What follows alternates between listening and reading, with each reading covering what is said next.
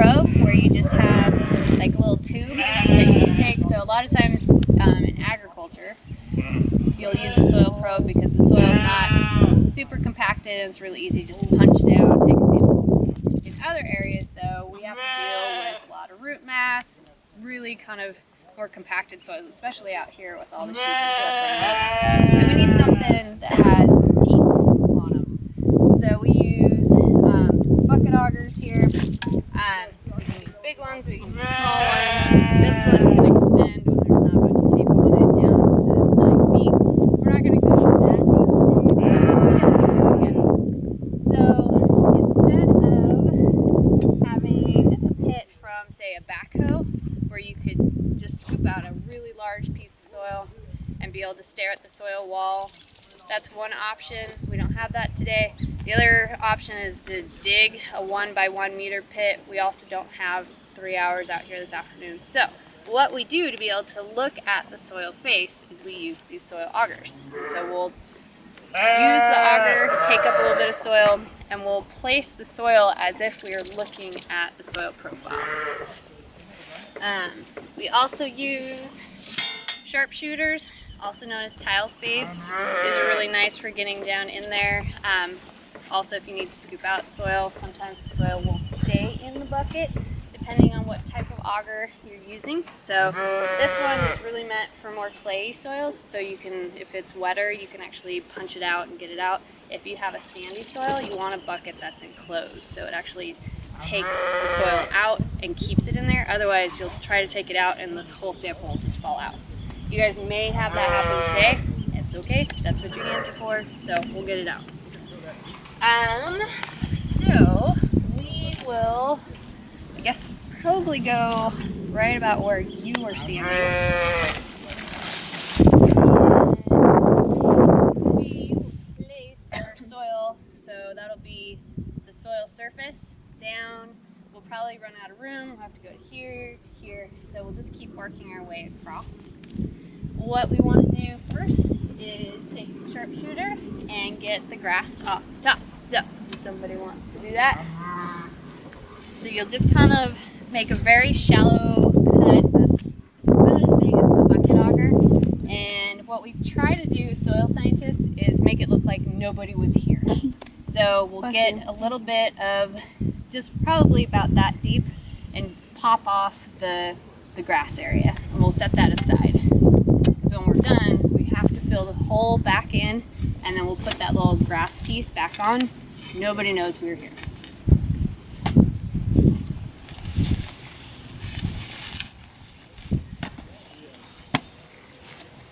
So we have a bunch of different things that we can do with the soil in addition to just looking at it. So we can look at color and see how the color changes as we go down in soil depth. We can look at the texture. Do you guys know what texture is as far as soil is concerned? So texture, we talked about the fine particles, right? The fine earth fraction. So we have what 3 things make up the fine earth fraction for soil? What 3 particle sizes, I guess I should say? What was it? So we talked about boulders and cobbles and gravels as being the coarse fraction. Then we had the really small guys. Sand. Yep, exactly. So we have sand. What are the other 2? Clay. Clay. And silt. Very good. So when we are looking at the certain proportions of sand, silt, and clay in a soil, that is called texture. And so soils will have, sometimes they'll have a lot of sand. If they have more than 90% sand, then it's actually called a sand texture. If they have more than 40% clay, then it's a clay texture. Then there's all the ones that fall kind of in between. And those will be sandy loams, sandy, silty clay loams, those sort of things. So you guys will see that on the texture triangles in your book. We are going to use this auger this time. That one's pretty burly and we don't necessarily need to use that one for this. So if somebody else would like to do this, what we do is we use the auger in a clockwise fashion and we pull or push down depending on where we are. You guys get a more challenging place to auger a hole. The This is good though. You guys get practice. So a lot of times it'll shift when you're trying to get it started. So you kind of can balance it with your foot. Keep on digging. We can see that the topsoil is pretty darn dry. So we may start just a little bit with our hands because we can't get it out. Otherwise, it's kind of frustrating. So this is our surface, what we're working with. Does anybody want to try the next? So we really want to get down like 6 inches at a time, hopefully. You don't have to be super burly and strong. That's what these teeth are for. It does help. So, Alexa, you want to try? Okay. So, may be easier uphill, maybe easier downhill. You just kind of see how it works. But you're kind of pushing down as you're turning. There you go.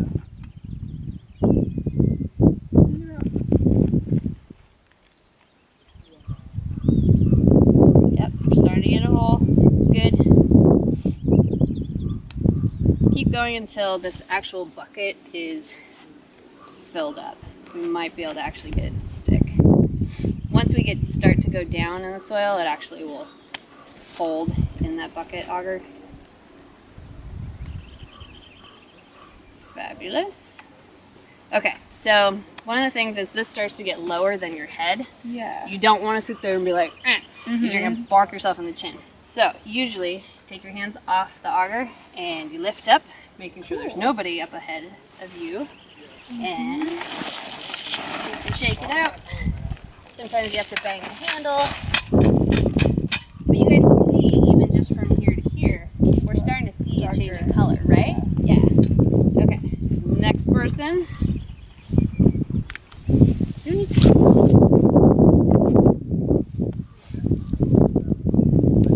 Yeah, remember you're pulling down as you're twisting.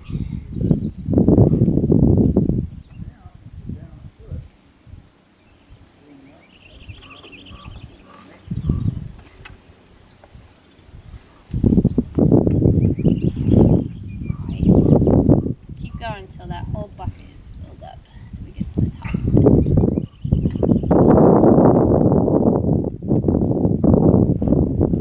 Maybe give it a little bit more push down. Yeah.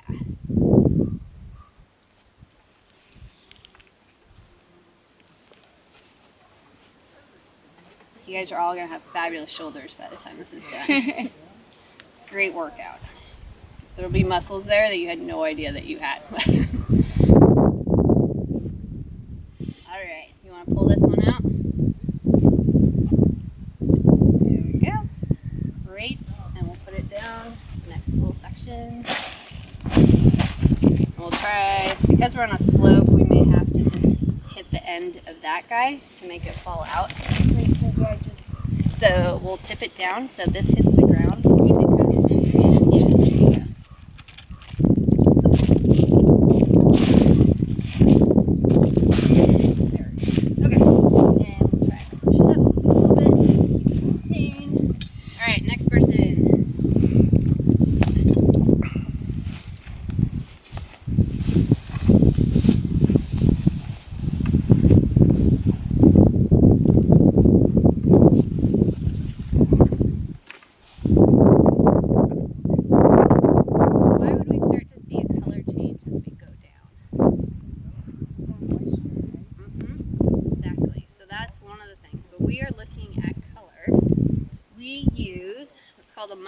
Color book.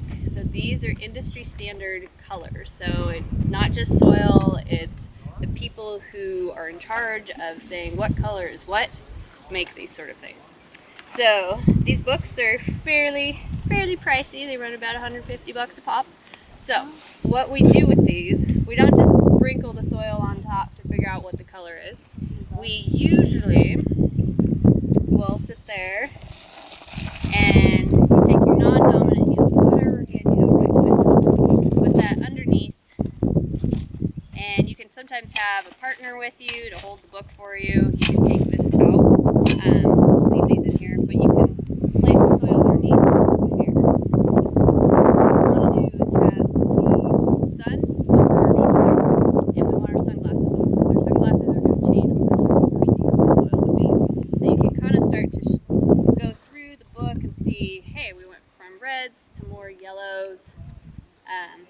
continue on, we even start getting into some greens and grays. There's some pretty awesome colors of soils here. So today we'll probably see more dark browns, that sort of thing. But that's all right. Next person want to try the auger?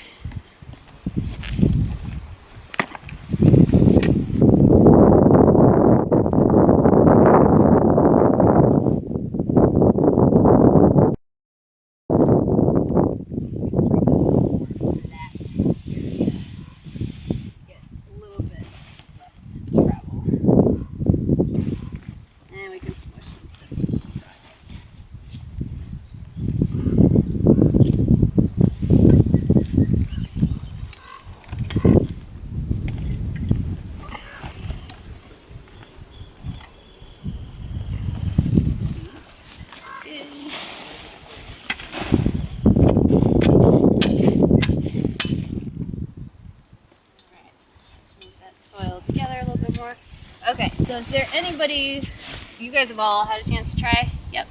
Well, I did. Except for Owen. Okay, let's have you do one. And then we'll have somebody who really wants to take ownership and plow right through it. So you guys can start to see.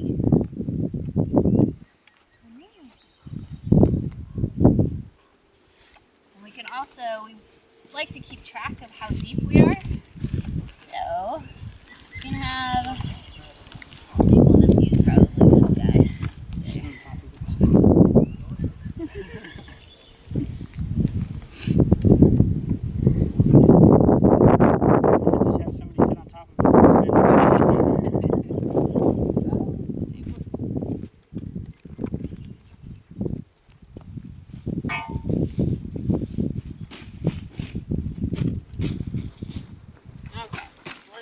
How deep we are at this point in time. Getting pretty good. My arm all the way down there. Oh. Okay, so at this point we're at 1.5 feet. So we want to definitely keep going and see what's there. We haven't hit any rock layers, we haven't hit any layers that are restricting us. Somebody want to really do this? Just crank it out.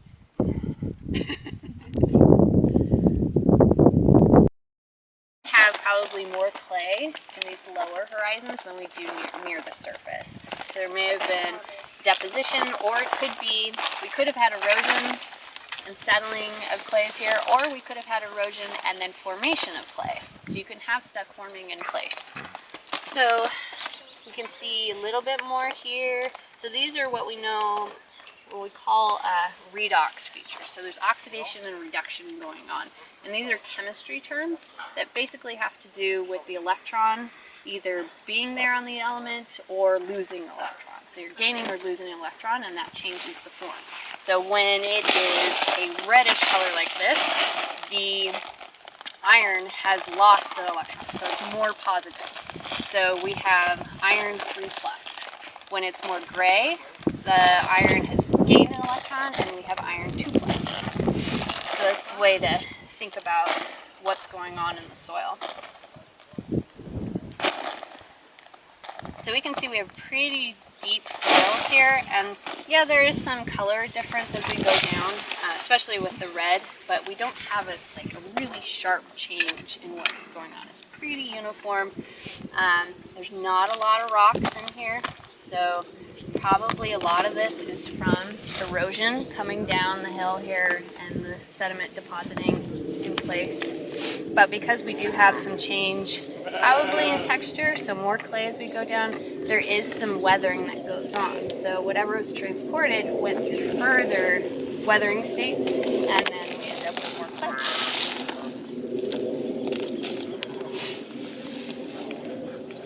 Do people get a hold of you when they feel like they need someone to come check and stuff? And that's how it works, right? Yeah, yep, exactly. So if they're going to be installing, like say for landscaping, they're going to go, oh, I want to know what's potentially wrong with my soil. Can you come out and test it? So I just stick with mostly the physical properties, chemical properties like pH and salt content, and then the fertility. I'm going to wet this up. Ooh, that has been in there for a while. This is definitely anaerobic conditions. There's a sulfur smell to this. I can smell it over here.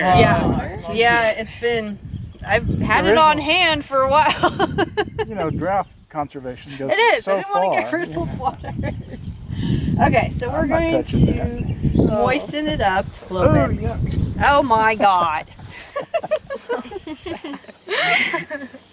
David's got more water that is fresh water. Yeah, If you there's guys want water over to, there. somebody wants to run over and grab that. Yeah. So you don't all smell. I get to go home and shower tonight, so I understand. What's that supposed to mean? We're not gonna shower. Huh? We're not gonna shower. No, she means she gets to go. They have Are water. they? Is there Yes, enough water they now are. They can are. shower? They are showering Okay. now. You guys Do are have alright. water to shower. Funny to joke about. Well, if you're all smelly, then nobody can tell. All that matters is we let you get a shower Thursday night before your parents pick you up on Friday. Like, you were treated just fine. Okay, so what we're doing is adding enough water to this. This is a little too sticky at this point. So what we want to do is figure out how much clay, silt, and sand is in here. And we can do this by running through a flow chart. So somebody, In horticulture, we did that with like ammonia and water. really? It separated the Okay, so you guys were doing the little sand jar inside of a jar, separation? yeah. Sweet. So that is a form of one of the laboratory tests that we can do. So this, we are just looking at texture out in the field just to kind of approximate what's going on. All right, so Kenneth, why don't you're gonna lead us through. So you probably won't need very much water at all. And if you want to split that in half. Yeah, you only need one little chunk to work with. Yeah, so you want to end up with something about this size. Don't need quite as much. There you go. Okay, so we'll give you a little bit of water. So you guys want to be working this in your non-writing hand. Anything you do in soils, you want to make sure you can still take notes. So if you are right-handed, make sure it goes in your left hand. So you work up the ball. There's soil everywhere, water. So if you need more water, let me know. And if you need more soil, feel free to grab it. So want kind of a nice balance between moist and Are we supposed to grab the top? Does it matter? it doesn't matter. You guys, I've got some from the top, some people have stuff from the bottom. You just want a smaller chunk. Because you want to be able to work with it with one hand. There you go. That'll be fabulous. Do you write with your right hand or your left hand? You might want to put a little more soil in. Which hand are you gonna write with? Well, I don't know now. Okay. Does anybody need more water? Okay. More soil if you guys need it. So you're left-handed? Okay. Yeah. Whoa. Crazy. That's what why I was it gonna looked say. weird was when I got wait, over here. What's going on? I'm like, wait, I wouldn't do it with this hand. That's funny. All right. So we'll start at the very top. We'll go Want a to paper towel? that one. So just So read yeah, everything just out. read it out loud and we'll answer yes or no. Does soil remain in a ball when squeezed? Does it? Can you make it for a ball? Yes. Okay. Yeah. Great. Alright, so then skip the no. Yeah. Yes. Place ball of soil between thumb and forefinger. Gently push the soil with the thumb, working it upward into a ribbon. So, This is too much fun.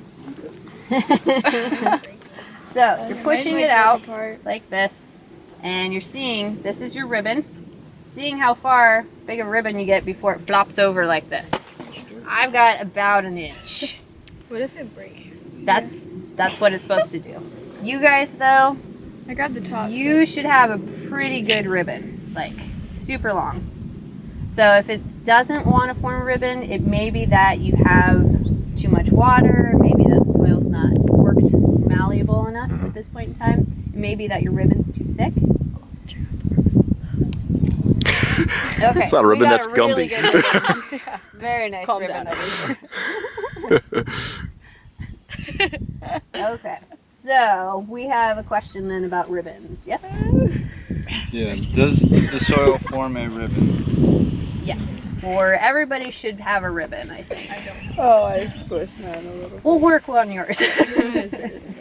Does the soil Mine make a soil was weak really ribbon easy. less than 1 inch long before breaking? I don't think anybody's got less than 1 inch. We should all potentially have about an inch at least before it breaks off. Running out of water. Yes. Excessively wet a small pinch of soil and palm of hand and rub with forefinger. Okay, so you take a little tiny bit of this between your thumb and forefinger, maybe a little bit more, and want to add some more water to this.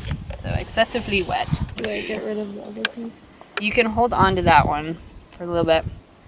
Okay, so put this, there you go, and smush it between your thumb and forefinger. And then we have some questions Oh about wait, it. should I put it in? Yeah. There we go. And this is supposed to be too wet. You may want a smaller piece.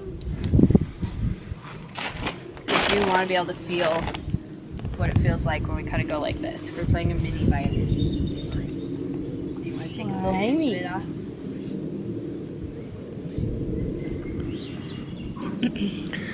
Question, is it all slimy? Is it a little teeny bit gritty? Is it a lot gritty? Okay, you're good. That's Little what's gritty. fine. A little bit. It's there. Yeah, my question.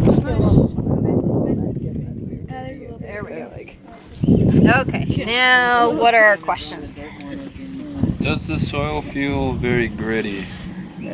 Feel like sandpaper at all? No. Little No. bit. Do you feel Oh, just little rocks, I meant. little tiny rocks? Okay, but not necessarily gritty. Okay, so we're all gonna say no.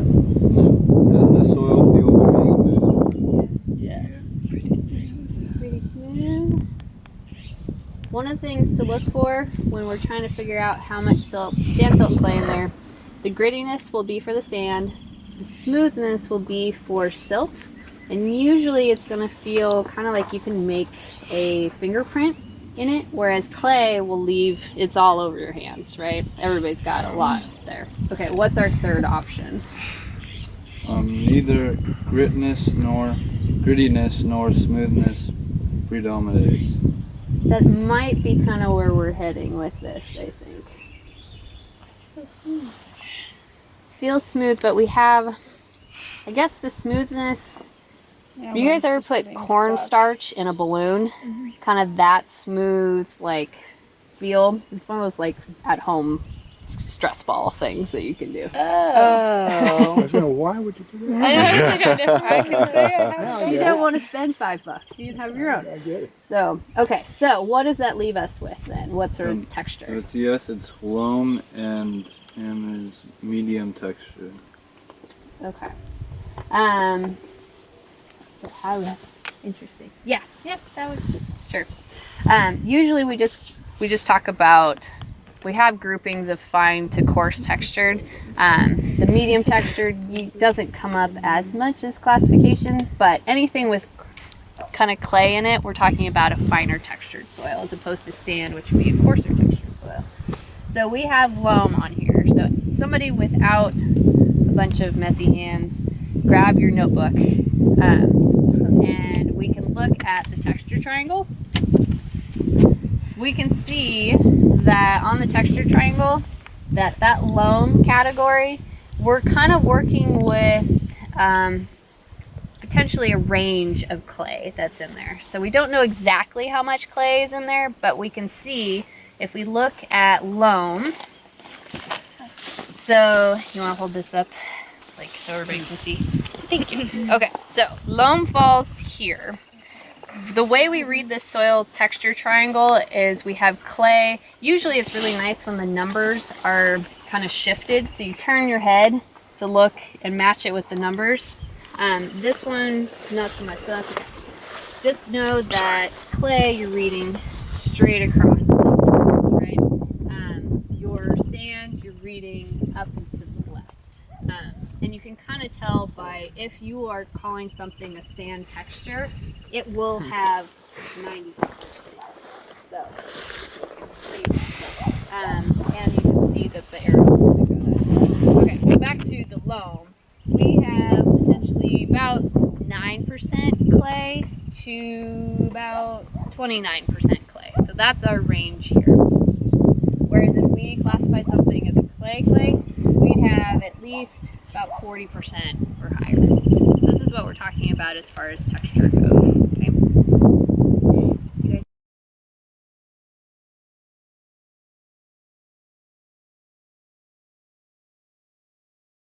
Anything changed in the landscape from where we were over there to where we are over here? That's more uphill. A little more uphill, a little more of a slope, right? It's a little flatter, a little bit deeper, farther down in the landscape, right? Okay, so there's a subtle change, but it's a significant change. Well, look at the soils. What did that soils look like over there? Very uniform, right? Almost featureless. From top to bottom. Here's our top right here. And just like Megan says, it gets darker. It's dark at the top and gets lighter and lighter and lighter. Uh-oh. How'd it get dark down there? That's the deepest part of the hole, but it's dark. How does that work? How does it work? My group knows, right? Yes. More or less. Okay, the other group. What's your hypothesis here? Why do you have really dark soils? The first thing you'd say is Organic. well, organic. Good. That's the answer. But the first thing you should say is water. You should say, oh, it's more moist. Well, it's not more moist. Not to speak of. It's organic. There's an organic accumulation down here at. Okay, this is 1, 2, about 3, about 2.5 to 3 feet down. We begin to get an organic matter accumulation. How in the world can that happen? Okay, you're going to have trees growing here that put their roots down there to die and create all that organic matter? I mean, that's one hypothesis, right? What else? You guys who came from over there, why didn't you see this over there? Did you not go deep enough? It's a different area. Different area, right? Well, okay. What we're getting at is process, landscape level processes. Something has happened here that's got our organic, it's almost an inversion of soil. Now, how could that happen? You know who Mr. Elkus was? Ran cattle here, dairy cattle, I think. Maybe he inverted this landscape. Maybe he buried some cattle down there, okay, and then covered them up. Is that a possibility? Okay, let's go back 4,000 or 5,000 years. Maybe somebody was living there, and this was their outhouse or their fireplace. A lot of charcoal. Aboriginal inhabitant sites are organic matter rich because of the fires, because of all the charcoal they put in the soil, among other things. Okay, so that's another possibility. What else? What else leads to an organic matter accumulation in a soil anywhere? What's the driving force? It's mixing vegetation in, okay, or organic matter from animals and plants. So we might have, what landscape might that be? You ever dug in a marsh? First, you ever dug out a cattle tank? You know, that's got tules all in it and cattle poop and all that? We talked about that at lunch. I know somebody was done. He found this kind of stuff buried in your backyard or something. I don't know what you're talking about. But anyway, all right, that's a possibility. There's yet another. Where's the drainage around here? What's the closest drainage? The creek. Okay. That creek could have had a little meander over here. All right, that's a possibility that it may have actually meandered over here. There could have been a little marsh here for some reason. There could have been a seep in this mountainside. But all that said, this is what might have happened. How did it get to be there in our profile? You're standing 4 feet above this. How did it get down there? Other soil on top of it. Other soil on top from? Erosion, maybe a landslide, maybe a big slug of material coming down the creek. Okay, we can speculate on that, and the way we'd investigate, we're investigating those hypotheses right now. We're saying, well, we don't know, but here are our evidentiary data. How do we figure out what these data mean? We figure it out by doing a bunch of these holes, and maybe talking to Mr. Elkus, talking to an archaeologist, talking to a hydrologist, looking around at where is there a seep around here, or you look back up at the sheep now and you say, that's a really steep cliff right there. Relatively speaking, that hill slope is a concave hill slope, and it gets very steep. Is it possible that this material on top was up there and moved down as a big slide, or a moderately small slide for that matter? Well, yes to all of that. We don't know, but I'm here to tell you that based on my 40 years of experience at looking at this stuff, I'm saying this is a buried soil. We have names for buried soils, paleosols. Beautiful names. Soil, sol, paleo, old soil buried by new soil. Okay? Now what's interesting about this is that there was also a little bit of a, well, in our second pit, not in this one so much, another darkened horizon right about in here. It's kind of hard to separate it from that. This is just a little darker, but it's not that really dark stuff like that, okay? And I'm going to suggest, based on this, and also we haven't really talked about texture yet, but it doesn't look like it, but this is a clay. This is a pretty heavy duty clay. And that's a pretty heavy duty clay. And this has charcoals in it or something. Oh, I didn't see this. See that streak through there? It's probably a charcoal streak, an old burned root. Okay, which is going to tell me, if that's what that is, that's going to tell me that that was a landscape at one time right about there. And this is 1 foot, 2 feet, 2.5 feet down. That was a landscape before it got covered up by one of these events, and it had fires on it. Okay, and a good chance that those fires were aboriginal. What does that mean? It means that somebody lit the fire. Okay, that somebody burned this area because they had a utilitarian use for it, but long before there was ever a barn here. Okay, all right, this is all bullshit. Okay, I mean, I don't know what went on here.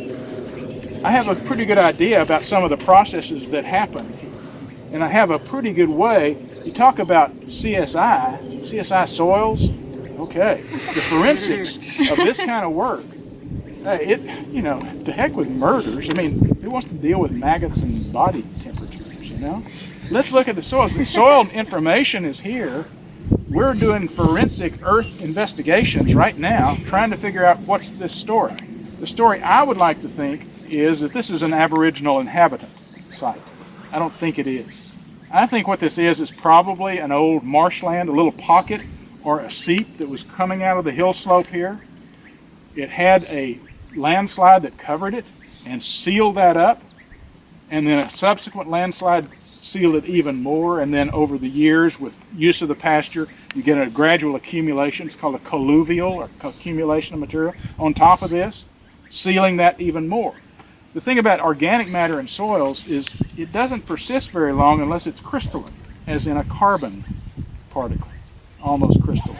So you get, actually, I'm looking at some what I think are probably carbon accumulations in this soil, which could be fires, and it could also be part of this marshland that I'm supposing it is. Now, I haven't even done as much as try to investigate the textures. We have a color book. You haven't looked at color books yet, have you? Yeah. You did look at color My books? group just was introduced to them. Okay. Yeah. We haven't done it. I'd like to introduce you to Mr. Munsell. Okay, Munsell Soil Colors. Okay. Did I tell you about soils already? Oh, I did. We talked a little bit about down there. Anyway, all right, what I'd like for you to do, and you have, compared to that kid over there, look at the soils colors you can get. Okay. Not only that, you've got a complexity of soils. You've got some soils here that have grays and orange. Okay. Now, how do you decide whether it's a gray soil with orange streaks or an orange soil with gray streaks? Whichever one there's more. Whatever predominates, right? So if I were calling this, if I were making a call on this, I'd say this is probably a gray soil with orange flecks. What are those orange flecks? Iron. Some sort of iron oxidation product, right? But if I were writing this down, if I were describing this soil, I'd start at the top. I'd probably start with this upper part of it, and I'd say, this is a very compacted soil profile, meaning, pull this up here. This structure on this soil, how the particles are aggregated to each other, is in a platy structure. What that means is that the pattern of compaction shows that the plates are parallel to the surface. And that's from cattle, horses, sheep, campers, okay, walking across the surface. And a lot of times you find associated with those plates, which actually restrict the surface drainage, you find redoxomorphic features. That's not so much here, but in some of the others on the site you'll find, well, here's some. You can actually see a little bit of the stuff right in the upper surface, right in the upper part. You see those oxidation reduction signs. That means that there's a restriction in there for long enough for the microbes to set up one set of conditions for the iron, dries out, another set of conditions exist, and it turns orange. Okay. I'd be describing that. I'd be describing those as models. I'd get down just a little bit below that, and here I'm into some stuff that's kind of interesting. It looks like oxidation features. It also could be some sort of parent material. I don't think so in this case, but you also have to think, well, is there any orange rock around here? Which is also an oxidation color, but it's different from the soil pedogenic color, meaning soil formed colors. Okay, same thing here, right? Same thing here. And you keep on going down. Here we get we start getting a really profusion of those orange colors. Not hard. I want you each to take a color book and pick out some of these colors and just see if you can get both of the colors here, both of the colors in this material. There's a couple of colors here as well. You can see a little blonde stuff amongst the black. We have to ask ourselves, are those oxidation reduction features, or are those parent material features? Okay. So anyway, that's color. That's one way to describe this. If I were describing this, I would start noting the things I've just talked about. Where in the profile stuff is, what colors there are, what the moisture content is, whether there's carbon in there, whether I find root traces.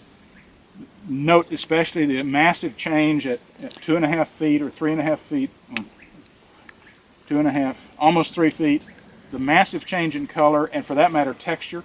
By the way, the people who were digging this hole, I mean, they could barely move through that material. Just barely. It was just so tight, right? Those of you who were doing it, it was just so tight you could hardly get a bucket full. And then finally we persevered and had a really good hole experience. So I'm going to talk about this. Okay. Now, what I'd encourage each of you to do now, and you can do it as quickly as you feel like doing it, but see if you can get a texture on your chosen part of the profile and get a color. Okay, and then let's talk about color just a little bit more and see what colors you come up with.